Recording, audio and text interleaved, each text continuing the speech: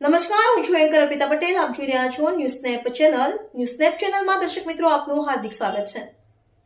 દરરોજ નવીન સમાચાર જોવા માટે સતત અમારી સાથે જોડાયેલા રહો. નમસ્કાર મિત્રો, હું છું ગોપાલ ઇટાલિયા. 2 દિવસીય ગુજરાતના પ્રવાસ ઉપર આમ આદમી પાર્ટીના રાષ્ટ્રીય કન્વીનર અરવિંદ કેજરીવાલજી આવી રહ્યા છે. આ 2 દિવસના કાર્યક્રમોની માહિતી આપ સૌને હું આપવા માંગુ છું. છેલ્લા 10 કરતા પણ વધુ દિવસોથી માનનીય શ્રી ઈશુદાનભાઈ ગઢવી અને માનનીય અમારા યુવા ખેડૂત આગેવાન પ્રવીણભાઈ રામના નેતૃત્વમાં પરિવર્તન લાવો ખેડૂત બચાવો યાત્રા ચાલી રહી છે.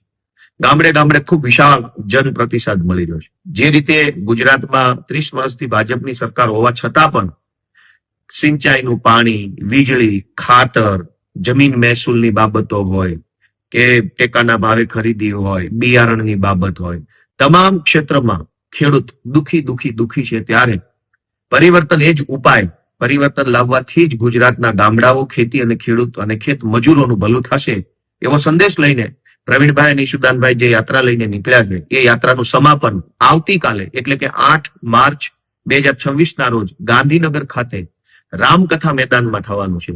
રામકથા મેદાન ગાંધીનગરમાં બપોરે 3 વાગ્યે માનનીય અરવિંદ કેજરીવાલજી ઉપસ્થિત રહી અને ગુજરાતના ગામડા, ખેતી, ખેડૂત અને ખેત મજૂરો વિશે આગળનું જે કાંઈ એમનું માર્ગદર્શન અને આમ આદમી પાર્ટીનો સંઘર્ષ જે છે એને રજૂ કરવાના છે. ખૂબ વિશાળ સંખ્યામાં ગુજરાતભરમાંથી ખેડૂતો આ કાર્યક્રમમાં ઉપસ્થિત રહેવાના છે. આપ પણ એમાં ઉપસ્થિત રહો એ મારી લાગણી છે.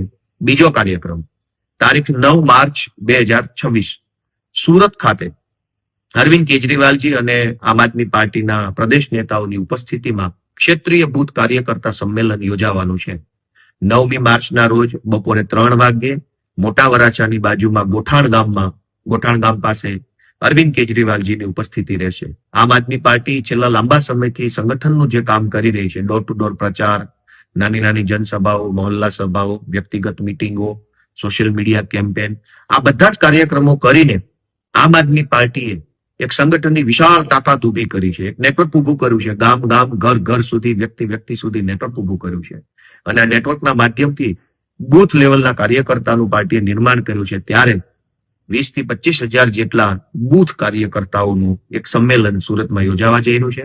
સમગ્ર દક્ષિણ ગુજરાતમાંથી ખૂબ વિશાળ સંખ્યામાં કાર્યકર્તાઓ ઉપસ્થિત રહેવાના છે. આપ પણ એમાં ઉપસ્થિત રહો એવી લાગણી સાથે ફરી એકવાર 8મી માર્ચે ગાંધીનગર ખાતે, 9મી માર્ચના રોજ સુરત ખાતે અરવિંદ કેજરીવાલજીની ઉપસ્થિતિમાં આમ આદમી પાર્ટી દ્વારા આયોજિત કાર્યક્રમોમાં આપ સૌ ઉપસ્થિત રહો એવી મારી હાર્દિક વિનંતી છે. ખૂબ ખૂબ આભાર.